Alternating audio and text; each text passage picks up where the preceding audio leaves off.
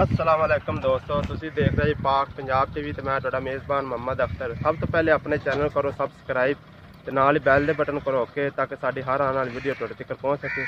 दोस्तों अज तुहाडे वास्ते पहला झोटी सुबह सूई दा लैके आया। उम्मीद करांगा तुहानू पसंद आएगी। साडा कैमरामैन दिखांदा तुहानू माशाअल्लाह सोहने कुंडे सिंह निक्के निक्के मोड़े ने, कालियां अखां ने, काली शाह झोटी।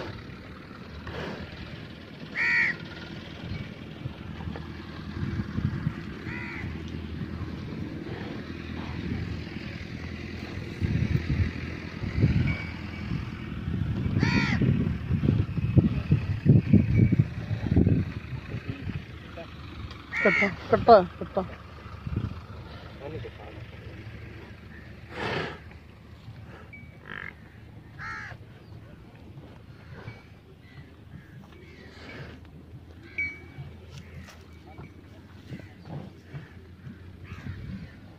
तकरीबन इस तरह 12 को सुबह चाहिए गड्ढा इस तो ज़्यादा विखाएगी इंशाल्लाह। आओ भाईजान, बाकी गल्लां कर लेने मालिक नाल। आओ जी। अस्सलाम वालेकुम। अच्छा भाईजान ये दसो भी इन्हू सूई नूं किन्ने दिन हो गए? परसों सूई जी 2 दिन। अच्छा तो कितना बोला दे रही है? 3 किलो सुबह दे रही, 3 किलो शामी बच्चन छाड़ के। अच्छा जी ठीक हो गए। तो इनकी कीमत भी जरा प्यार वो 42 का 2,20,000 प्यार वो करोगे? हाँ जी ठीक है दोस्तों, 2,20,000 रुपया भाई ने मुल की किता इंदा।